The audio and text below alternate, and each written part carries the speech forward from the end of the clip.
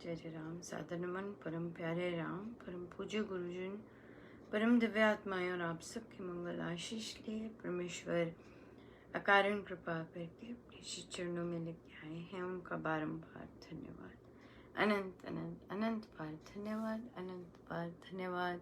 गुरुजनों की अकारण कृपा से वे हमें इस समय श्रीमद् भगवद गीता भाषा जी के पाठ के लिए लेके आते हैं और उनका अनंत अनंत अनंत अनंत धन्यवाद, अनंत धन्यवाद, अनंत धन्यवाद।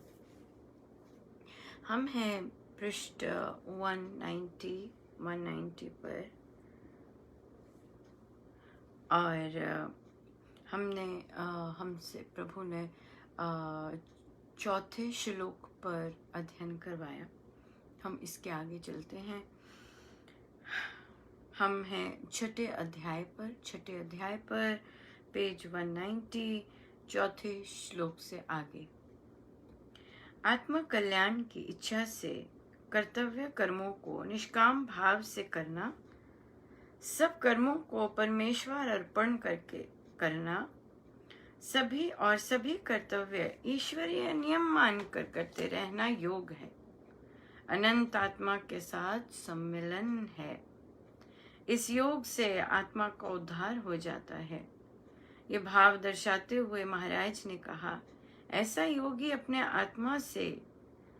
आत्मा का उद्धार करे, आत्मा को अधोगति को ना ले जाए।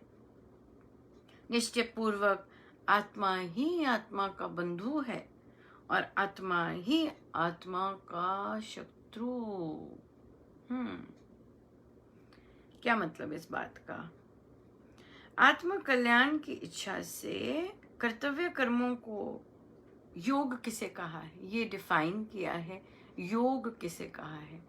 हम योगा बोलते हैं, हम नाम योग बोलते हैं, हम जप योग कर रहे हैं, हम ध्यान योग करते हैं। फिर हमें महाराज ने गिफ्ट दिया है।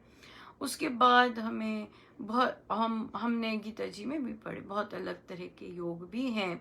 काया के योग होंगे, प्राणों सांस का योग है, राइट, डिफरेंट तरह के योग हैं।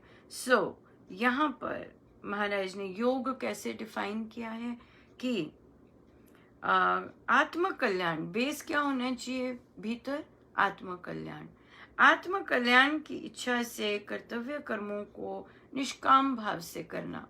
जितने भी कर्तव्य कर्म है, निष्काम भाव। सबसे पहला कर्तव्य कर्म कौन सा है? सबसे पहले कर्तव्य कर्म अपना ध्यान रखना, राइट, अपनी आत्मा का ध्यान रखना। आत्मा को क्या चाहिए? परमेश्वर का नाम चाहिए। सबसे पहले अपनी आत्मा के प्रति कर्तव्य करना निष्काम भाव से। क्या चाहिए? ये क्या, क्यों करना है हमें? ये क्या रीजन है? आत्मा कल्याण, सिंपल। उसके बाद अपने मन को शुद्ध करना, मन के प्रति कर्तव्य है हमारा। मन में दूसरों के प्रति वैर, द्वेष, ईर्ष्या, किन्होंने हमारे साथ बुरा किया, वो उसका मैल, बुरा किया, भूलना नहीं चाहिए। मतलब भूलना इन द सेंस इस तरह नहीं चाहिए कि वो याद रहे तो हम नेक्स्ट स्टेप अच्छा ले सकते हैं, नहीं तो हम फिर से गलती वही करेंगे। है कि नहीं? एग्जैक्टली। सो जैसे फॉर एग्जाम्पल लेते हैं। मैंने किसी से बात की पर्सनली, राइट, उन्होंने पर्सनली वो बात तोड़ मोड़ के आगे फैला दी, राइट, यस। मेरे पास एक एक्सपीरियंस आ गया।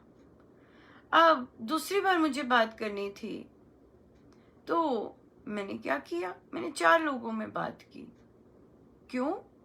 ताकि पुष्टि हो जाए, राइट, ताकि ठीक बात हो जाए।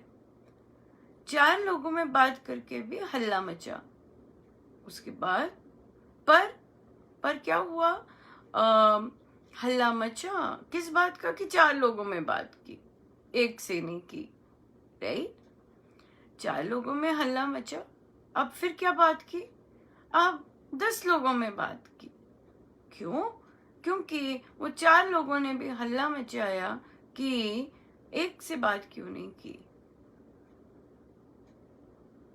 पता है, एक से बात करके टेढ़ी बात निकली, इसने स्वयं सीधी बात की, जो बात करना चाहते, जो बात इम्पोर्टेंट थी और जो बात होनी चाहिए थी। You get it? सो ये क्या है, यहाँ पर क्या है, यहाँ पर हमने प्रायर एक्सपीरियंसेस लिए और उसके अकॉर्डिंग हम आगे चले। पर यहाँ पर निष्काम है, मेरा कोई प्रयोजन नहीं है, मेरा काम सिर्फ बात करना है। राइट, यहाँ पर ये आता है। सो निष्काम भाव से मन को साफ रखने की बात हम कर रहे थे कि मन को हम साफ, बिल्कुल साफ रखना है। अगर कोई हमारे साथ नेगेटिव एक्सपीरियंसेस हमें देता है तो हमें पता है, बहुत सुंदर किसी ने कहा, हम विश्वास की बात कर रहे थे रामोपासना में, तो वहाँ पे ये आया, जब ये कंफर्म हो जाए कि जो सिचुएशन हमारे आगे आई है वो मेरे परमेश्वर लेके आए हैं और ये उनकी परम इच्छा है और मेरा हमेशा भला ही करते हैं, मेरे ऊपर विपदा नहीं है, मेरे ऊपर सिर्फ ये सिचुएशन है और ये परमेश्वर की इच्छा से आई है, इसका मतलब इसमें जरूर कुछ अच्छा। जब हमारे फेथ ही ऐसा हो जाए तब हमें प्रतिकूल परिस्थिति ही नहीं आएगी हमारे आगे। क्यों? क्योंकि हमें पता है, हमें संपूर्ण विश्वास है ना, जो जिसे परम विश्वास कहते हैं कि मेरे परमेश्वर मेरा भला ही करते हैं, उसके अलावा कुछ करते ही नहीं। तो क्या हो गया, जब ऐसा आ गया, मेरा मन साफ हो गया। जब मन साफ है तो जिह्वा बिल्कुल साफ हो जाएगी। मन साफ होगा तो जिह्वा साफ हो जाएगी, जिह्वा में कटु और इधर उधर का कुछ नहीं निकलेगा। जब जिह्वा साफ हो गई तो मेरा शरीर साफ होगा। राइट? क्यों? क्योंकि अब ऐसी बातें नहीं हो रही, तो शरीर तो अभी हम सिर्फ कर्तव्य की बात कर रहे हैं, निजी कर्तव्य, आत्मा, मन, जिह्वा, देह। अब ये कर्तव्य हो गए, वो भी आत्मा कल्याण के भाव से। अब हम चलते हैं जो हमें सेवा दी हुई है ना। किसी को पिता बनाया है, किसी को पति बनाया है, किसी को माँ बनाया है, किसी को बहू बनाया है, राइट, पत्नी बनाया है। सो डिफरेंट डिफरेंट रोल्स आ गए और वहां पे हमने कर्तव्य कर्म। अब कर्तव्य कर्म क्यों कर रहे हैं? अब ये देह कर रहा है, राइट, देह कर रहा है और मन कर रहा है। क्यों कर रहा है? आत्म कल्याण से, आत्म कल्याण के कारण। रीजन क्या है काम करने का? आत्म कल्याण। अपने कर्तव्य करने का रीजन क्या है? बच्चों की टेक केयर करने का, अपने परिवार की टेक केयर करने का रीजन क्या है? मोह नहीं है, आत्म कल्याण है। सो जब इस भाव से अपने कर्तव्य करते हैं एक्सक्यूज मी करते हैं और फिर जो भी किया सब अपने परमेश्वर के अर्पण कर दें। इसका क्या मतलब हुआ? इसका मतलब कि मुझे फल का नहीं पता, मैंने बस काम कर दिया। सबसे टचिंग एग्जाम्पल लेते हैं, मैंने बच्चों को बताया ऐसे नहीं करना चाहिए, ये हमारा ऐसा है, ऐसा है, नहीं सुनते। फल पर कर्म क्या है? कर्तव्य कर्म का है। मैंने बताया कि अगर अरे भाई राम नाम लोगे, परमेश्वर के साथ कनेक्ट रहोगे, बहुत शांति मिलेगी और बहुत ग्रोथ भी होगी, अंदर से भी और बाहर से भी बहुत ग्रोथ होगी। यहां तक ही रुकना है। कर्तव्य कर्म, परमेश्वर के अर्पण। आगे जब अर्पण कर दिया, परमेश्वर की मर्जी कि आगे वाला सुने ना सुने, हमने अर्पण कर दिया हमारा जो कर्तव्य था या हमें जो कहा जा रहा था परमेश्वर से। और सभी कर्तव्य ईश्वरीय नियम मानकर करते रहना योग है। सभी कर्तव्य ईश्वरीय नियम, राइट। अभी अभी अभी किचन में है और सडनली इंफॉर्मेशन आ गई कि ओ वहां जरूरत है, चलो चलें, जाना पड़ रहा है एकदम। बिल्कुल ईश्वरीय नियम है, ईश्वरीय नियम में काम कर रहे हैं। इसमें रोना पिटना ये सब नहीं। हाँ, ये सिचुएशन आई है, चलो, ओ मेरे ऊपर ही क्यों सिचुएशन आई, हमारे साथ ही क्यों ऐसे होता रहता है, ये क्या हो रहा है, मैं, ये सब नहीं। ईश्वरीय नियम, अच्छा आई है, चलो देखते हैं इसमें से कैसे रास्ता निकाल सकते हैं, चलो देखते हैं कैसे कोई काम कर सकते हैं। That's it, that's it. और उसके बाद ये ऐसा करने से, क्या करने से? निष्काम भाव से करने से, आत्म कल्याण की भावना से करने से, परमेश्वर के अर्पण करने से, और सभी कर्तव्य ईश्वरीय नियम मानकर करते रहने से योग है। योग अनंत आत्मा से सम्मिलन, एक हो जाना। अनंत आत्मा परमात्मा, उनके साथ एक हो जाना। ये 3 चीजें करने से हम परमेश्वर से एक हो गए होते हैं। इस योग से आत्मा का उद्धार हो जाता है। अब कौन सी आत्मा का उद्धार? जीवात्मा का उद्धार। जब हम अनंत आत्मा से एक हो जाते हैं इन 3 चीजों को करने से, तो उससे हमारी जो आत्मा है उसका उद्धार हो जाता है। ये भाव दर्शाते हुए महाराज ने कहा, अब ये देखते हैं, आत्मा से आत्मा का उद्धार करे, अपने आत्मा को अधोगति में ना ले जाए। निश्चय पूर्वक आत्मा ही आत्मा का बंधु है, आत्मा ही आत्मा का शत्रु। कैसे मतलब? क्या मतलब? आत्मा ही आत्मा का बंधु है। कैसे बंधु है? क्योंकि जब वो ये डिसीजन लेता है, ऐसे 3 चीजें करने का डिसीजन लेता है और परमेश्वर में एक हो जाता है 3 चीजें करने से। कौन सी? आत्म कल्याण के भाव से निष्काम काम करना, दूसरा अपने सभी कर्मों को परमेश्वर के अर्पण करना, तीसरा जो हो रहा है वो ईश्वरीय नियम समझना, मेरे लिए बेस्ट है। 3 चीजें करने से परमेश्वर की आत्मा से एक हो जाते हैं। अब जब ऐसा करा तो आत्मा आत्मा का बंधु हो गया, हुआ कि नहीं? एक हो गया उसके साथ, उसका उद्धार हो गया, बंधु हो गया, राइट? उसके ऊपर जितने आवरण है वो गिर गए, वो एक हो रहा है प्रभु से। दूसरी, उसका शत्रु कैसे है? आत्मा आत्मा का शत्रु कैसे है? जब ये तीनों चीजें नहीं कर रहा है ना, जब ये तीनों चीजें नहीं कर रहा तो कहाँ फंसा हुआ है? फंसा हुआ है वे मोह में फंसा हुआ है, वे अपने तृष्णाओं में फंसा हुआ है, और वे अनंत चीजों में फंसा हुआ है। तो क्या हो गया? शत्रु हो गया। क्यों शत्रु हो गया? क्योंकि उसके ऊपर और आवरण चढ़ा दिए और उसको पतन और भारी कर दिया। आत्मा के ऊपर जितने आवरण है वो उतरने जरूरी है। हल्का हो जाता है आदमी, लाइट हो जाता है, बिल्कुल, एब्सोल्युटली। तभी तो लाइट होगा तो आनंदित रहेगा, राइट?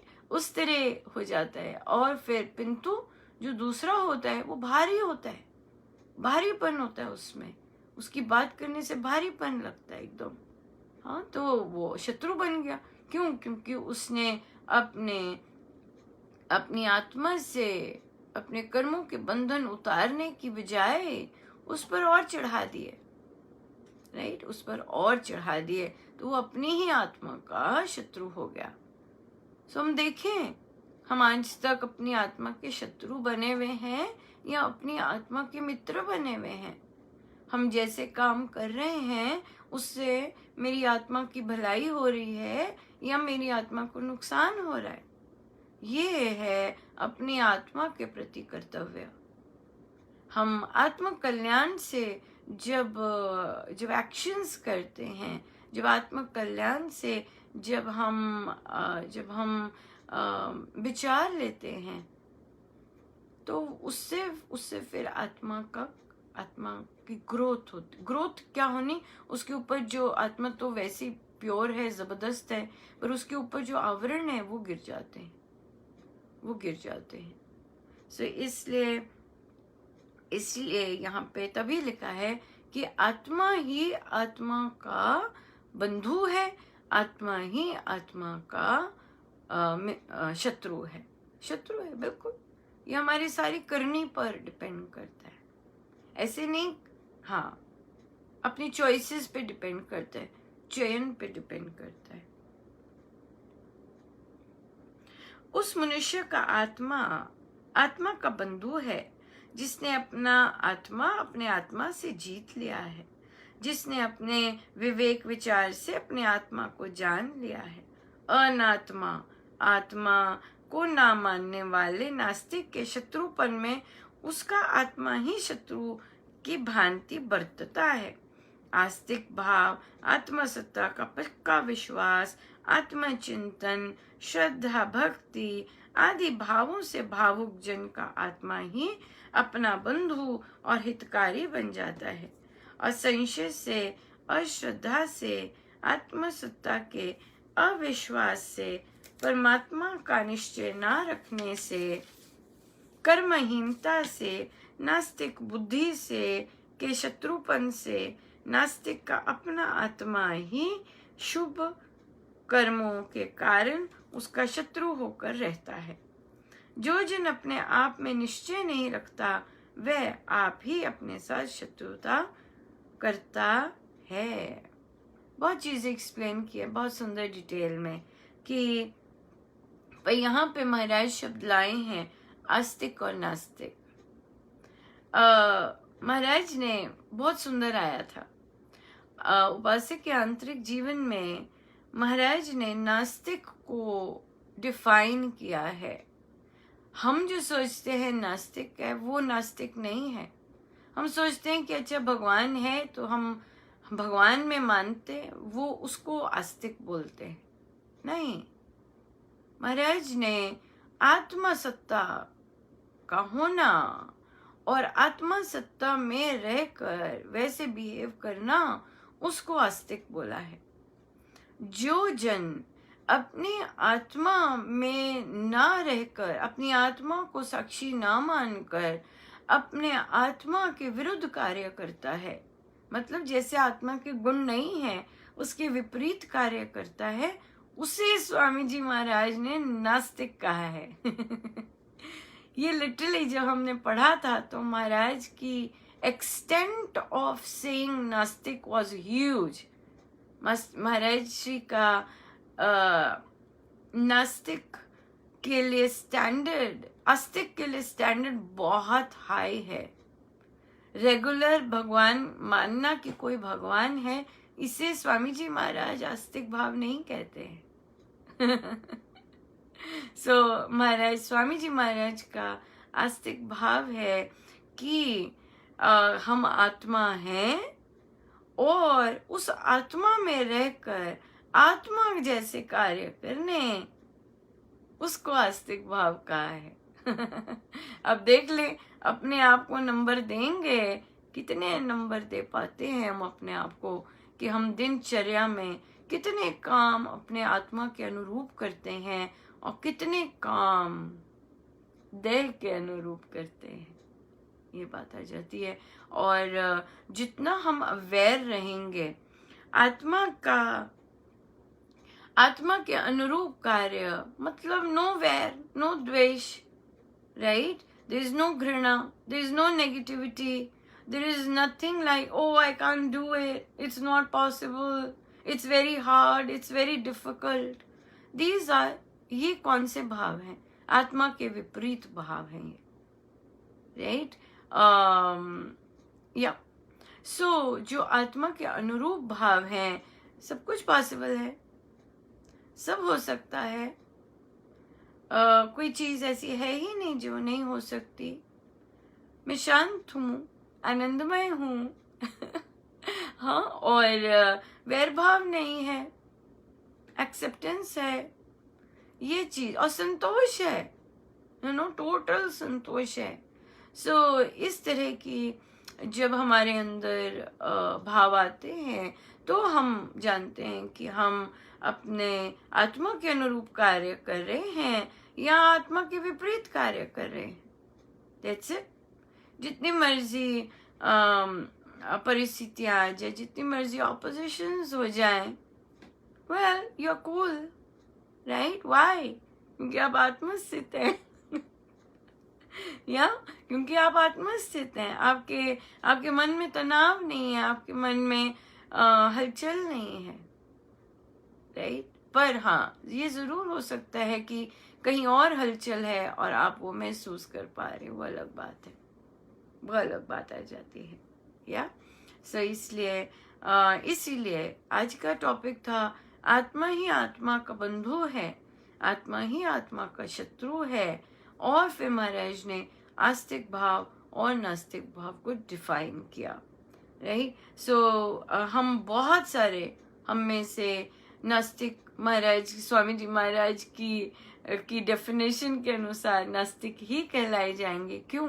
क्योंकि हम अपने आत्मा के अनुरूप कार्य नहीं करते, हम नास्तिक ठहराए जाएंगे। या बहुत इंटरेस्टिंग था। वी वर लाइक वो इस तरह कर रहे थे जब स्वामी जी महाराज ने उपासक के आंतरिक जीवन में नास्तिक भाव डिफाइन किया।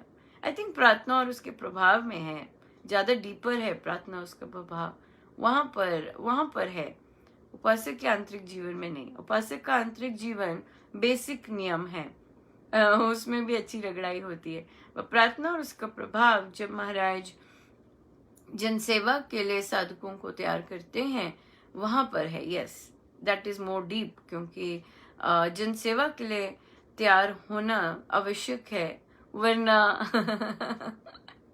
हम जानते हैं कि अगर तैयारी ना हो तो महाराज ने बहुत सुंदर शब्द कहे हैं, वो शब्द महाराज ही बोल सकते हैं, हम नहीं बोल सकते।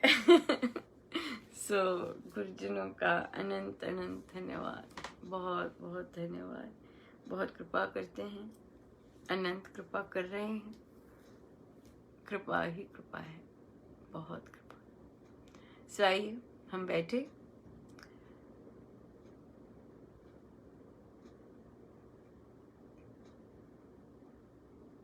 अपने प्रभु अपने गुरुजनों के श्री चरणों में बारंबार नमन, अनंत बार नमन।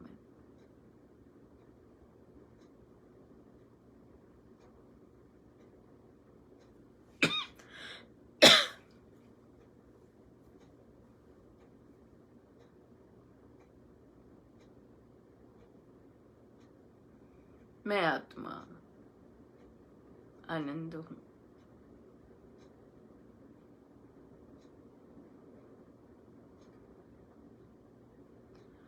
परमात्मा का अंश हूँ,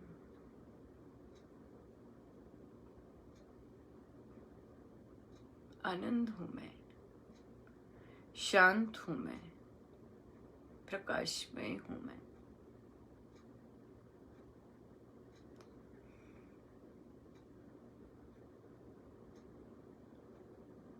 Totally at peace.